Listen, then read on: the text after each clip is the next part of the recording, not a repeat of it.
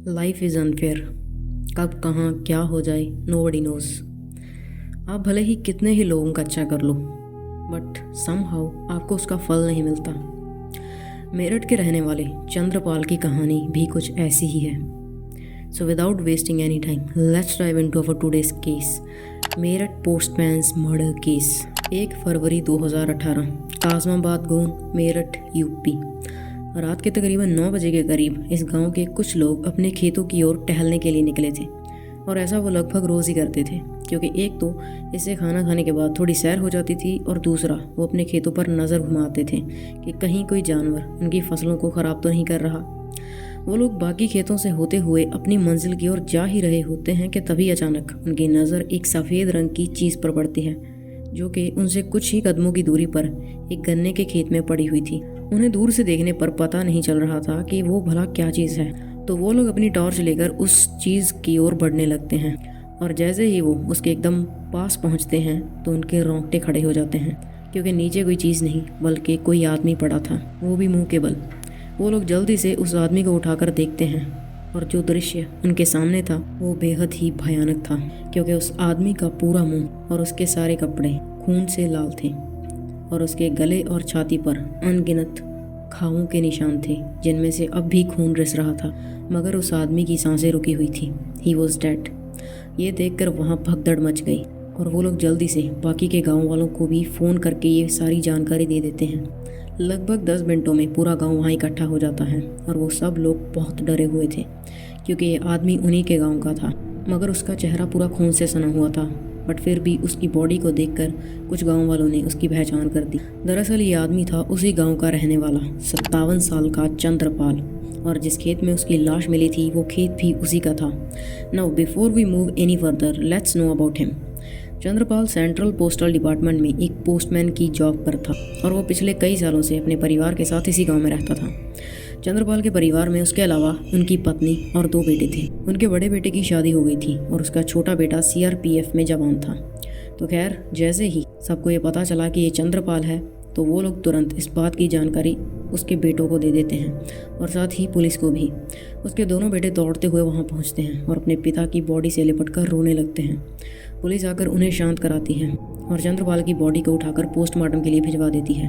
लेकिन उससे पहले उन्हें गांव वालों के गुस्से का भी सामना करना पड़ता है, क्योंकि एक तो वो फ़ोन करने के काफ़ी देर बाद वहाँ आए थे और दूसरा ये पिछले कुछ वक्त में इस गांव में तीसरा कत्ल था। इससे पहले हुई दोनों हत्याओं में कातिल का कुछ भी पता नहीं चला और न ही पुलिस ने ढंग से कोई इन्वेस्टिगेशन की। मगर इस बार पुलिस उन सभी को ये दिलासा देती है कि वो लोग जल्द से जल्द उन्हें कातिल पकड़ कर दिखाएंगे और इस बार इन्वेस्टिगेशन में कोई भी कमी नहीं रहेगी। तो खैर, उसी रात पुलिस इस केस को सॉल्व करने में जुट जाती है और सबसे पहले चंद्रपाल के परिवार वालों और रिश्तेदारों से पूछताछ करती है। पुलिस को पूछताछ में सभी लोग यही बताते हैं कि चंद्रपाल काफ़ी भला इंसान था। वो सबसे बहुत अच्छे से पेश आता था और गांव में उनकी काफ़ी इज्जत थी। उनका कभी भी किसी से कोई विवाद नहीं रहा और ना ही किसी से कोई दुश्मनी। और यही सेम बातें उसके सारे गांव वालों ने बताई कि चंद्रपाल बहुत ही भला आदमी था। पुलिस के लिए ऐसे हालात में कातिल का सुराग ढूंढना मुश्किल हो रहा था, मगर फिर भी वो कोशिश कर रहे थे और इसी के साथ उन्होंने चंद्रपाल के गाँव में अपने कई सारे खबरियों को भी काम पर लगा दिया ताकि वो पूरे गांव पर नज़र रखें और अगर किसी भी आदमी पर थोड़ा सा भी शक हो तो तुरंत पुलिस को इन्फॉर्म करें। धीरे धीरे दिन निकल रहे थे और गांव वालों का गुस्सा भी बढ़ रहा था कि अभी तक पुलिस ने कुछ भी नहीं किया। कुछ दिनों बाद चंद्रपाल की पोस्टमार्टम की रिपोर्ट भी आ जाती है। पोस्टमार्टम रिपोर्ट के अकॉर्डिंग चंद्रपाल पर किसी धारदार हथियार से, जैसे कि कोई चाकू से वार किया गया था और उसके शरीर पर दर्जनों बार उस चाकू से मारा गया था। एंड डॉक्टर्स के अकॉर्डिंग हर एक वार बहुत ही ज़्यादा फोर्स और गुस्से के साथ किया गया था, यानी कि कातिल किसी भी हालत में चंद्रपाल को जिंदा नहीं छोड़ना चाहता था। पुलिस हर मुमकिन कोशिश कर रही थी कातिल का कोई क्लू ढूंढने की। उन्होंने पोस्ट ऑफिस में भी सबसे पूछताछ की, पर यहाँ भी सभी लोग यही बात दोहरा रहे थे कि चंद्रपाल काफ़ी नेक इंसान था और उसकी किसी से भी कोई दुश्मनी नहीं थी। और अब तक पुलिस पूरी उम्मीद खो चुकी थी कि बाकी के दोनों केसेस की तरह ये केस भी अनसॉल्व ही रह जाएगा। लेकिन इस कत्ल के ठीक 7 दिन बाद पुलिस के हाथ एक ऐसी इन्फॉर्मेशन लगी जिसने इस पूरे केस की दिशा ही बदल दी। दरअसल पुलिस को अपने एक खबरी से जानकारी मिली कि चंद्रपाल का जो छोटा बेटा है तरुण पाल, जो कि सीआरपीएफ में जवान है, वो कुछ गड़बड़ है, क्योंकि चंद्रपाल के मर्डर के बाद से ही वो काफ़ी वियर्डली बिहेव कर रहा है और उसका बिहेवियर पहले से काफ़ी बदला हुआ है और उसे देखकर ये तो बिल्कुल भी नहीं लग रहा कि उसे अपने पिता की मौत का कोई गम है। ये जानकारी पुलिस के लिए काफ़ी अहम थी क्योंकि अब जाकर उन्हें कोई सस्पेक्ट मिला था। बट पुलिस के लिए यहाँ प्रॉब्लम ये थी कि तरुण पाल CRPF का एक ऑफिसर था, तो वो उसे बिना सबूत के उठाने का रिस्क तो नहीं ले सकते थे, जिस वजह से वो उसे ये कहकर पुलिस स्टेशन बुलाते हैं कि उन्हें बस नॉर्मली उससे कुछ सवाल जवाब करने हैं चंद्रपाल के बारे में। जिसके बाद अगले ही दिन तरुण पाल पुलिस के सामने हाजिर हो जाता है और अब पुलिस उससे अपने पिता की मौत के बारे में सवाल जवाब शुरू करती है। बट कुछ ही देर में पुलिस ये नोटिस करती है कि तरुण पाल काफ़ी सहम चुका था और वो जवाब देते हुए भी बार बार अटक रहा था, उसके हाथ कांप रहे थे।